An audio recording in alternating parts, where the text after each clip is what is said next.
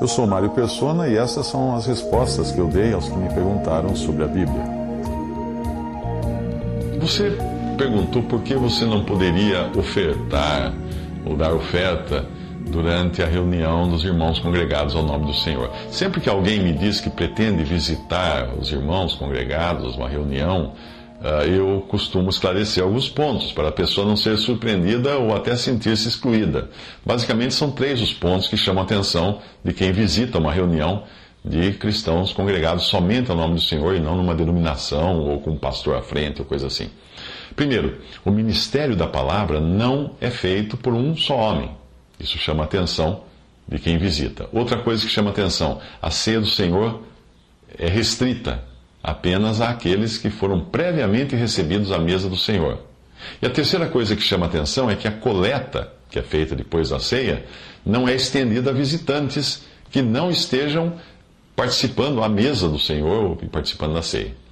Se o convidado for a uma reunião de ministério da palavra, por não existir um homem à frente dirigindo tudo, e o ministério ser dado pelos diferentes dons com a liberdade do Espírito, que ensina que falem 2 ou 3 profetas e os outros julguem, lá em 1 Coríntios 14, o visitante pode achar que aquilo é um debate ou espaço aberto para cada um dar a sua opinião. Eu já vi casos de pessoas desavisadas, que chegaram sem nenhum aviso, inclusive incrédulos, que acabaram tomando a palavra e começaram a dar suas opiniões, do tipo, eu acho isso, eu penso aquilo, etc. Embora não exista um dirigente humano, o Espírito Santo é quem dirige cada um a falar aquilo que convém, segundo o desejo do Espírito. Isso é feito com o mesmo critério que o Espírito estabeleceu para aqueles que ministram a palavra. Que critérios são esses? Devem ser julgados naquilo que falam. Isso não significa impedir um dom de ministrar, mas sim saber, de antemão, se aquele dom está de acordo com a palavra de Deus. Você deixaria um desses lobos que aparecem de vez em quando na TV abrir a boca numa reunião dos irmãos? Não, porque o que eles falam tem por objetivo pedir dinheiro ou espalhar o seu fermento, a sua má doutrina. Para o ministério da palavra deve valer o mesmo princípio usado na escolha daqueles que irão ministrar para as necessidades materiais. E esses princípios, esse critério, nós encontramos quando é falado dos diáconos. Diz assim, e também estes que iriam ministrar as coisas materiais, os alimentos para os irmãos, também estes sejam primeiro provados, depois sirvam se forem irrepreensíveis. 1 Timóteo 3,10. A grande dificuldade do ministério aberto a desconhecidos, e qualquer um que chegar pode falar, é que um testemunha de Jeová, mórmon, espírita, pode chegar e se apresentar como cristão. Eles falam que são cristãos. E aí ele começa a ministrar na reunião e pode dizer que Jesus não é Deus.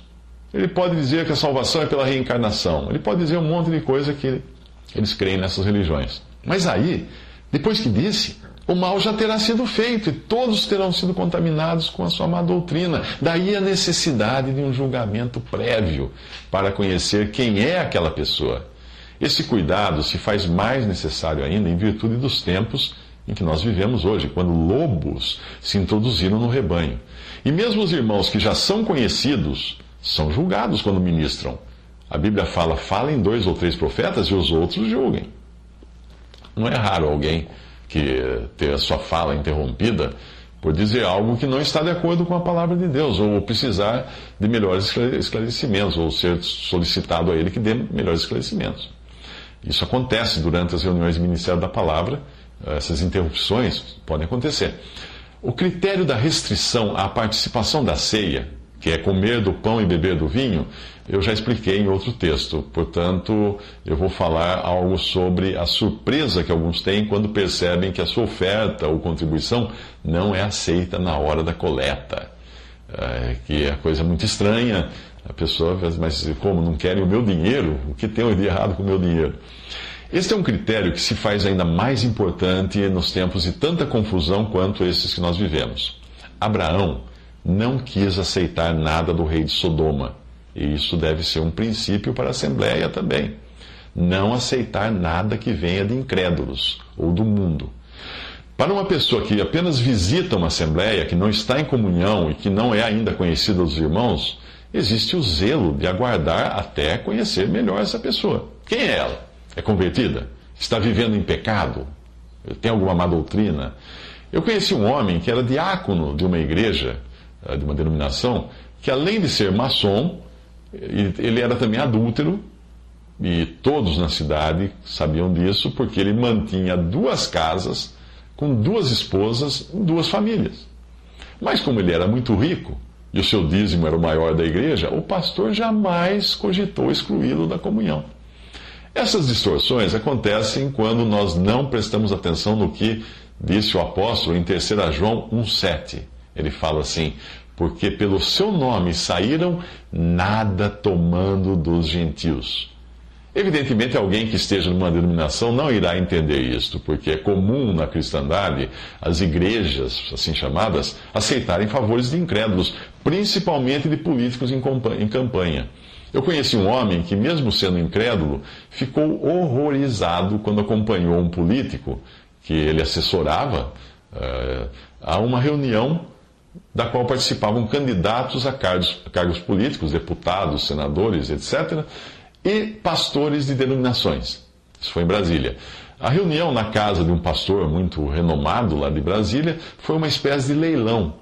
E nesse leilão, cada político apresentava o que poderia fazer por cada pastor, caso tivesse garantido os votos daquela determinada denominação. É assim que muitas denominações religiosas ganham terrenos para construir seus templos, material de construção, equipamentos para o culto, etc. Além da isenção de impostos, que já é comum, porque o governo prefere saber onde estão as pessoas que estão reunidas numa religião e saber que estão sob a tutela de um só líder, porque fica muito mais fácil manobrar essas pessoas. Basta manobrar o líder. E aí o governo manobra também os liderados. Até financiamentos de incrédulos para campanhas evangelísticas são aceitos por muitos cristãos e igrejas na cristandade. Quem conhece a história dos primeiros missionários protestantes que vieram para o Brasil, sabe que a maçonaria apoiou e financiou boa parte dessa obra. Às vezes até protegendo os seus missionários. Um desses missionários batistas chamava-se Salomão Ginsburg, e ele era maçom. E na sua biografia, que eu li há muitos anos, eu até fiquei surpreso, tem um trecho que diz assim: enquanto Salomão prega na rua, na praça, uma multidão armada com punhais cerca o dedicado missionário. Salomão ora pedindo livramento a Deus e um pensamento lhe vem de súbito. Seria possível que naquele lugar houvesse um irmão maçom? Sem pensar 2 vezes, este ilustre maçom protestante faz o sinal da maçonaria e alguns homens o cercam, conduzindo-o a uma das melhores residências da cidade. Isso está no trecho do livro da biografia dele. As ofertas que são coletadas nas reuniões da Assembleia, reunida ao nome do Senhor, vêm de irmãos em comunhão. E são destinadas às necessidades dos santos que estão em comunhão. Pelos motivos que eu já acabei de explicar, é preciso critério, portanto, ao se fazer isso. E por isso é que eu costumo sempre preparar aqueles que visitam as reuniões para não ficarem surpresos quando tentarem falar, ministrar a palavra, ou quando forem interrompidos ao tentarem fazer isso, ou então quando o pão e o cálice não passarem por eles e ficarem espantados porque não receberam o pão e o cálice da ceia. Ou ainda quando enfiarem a mão no bolso e a coleta passar longe deles.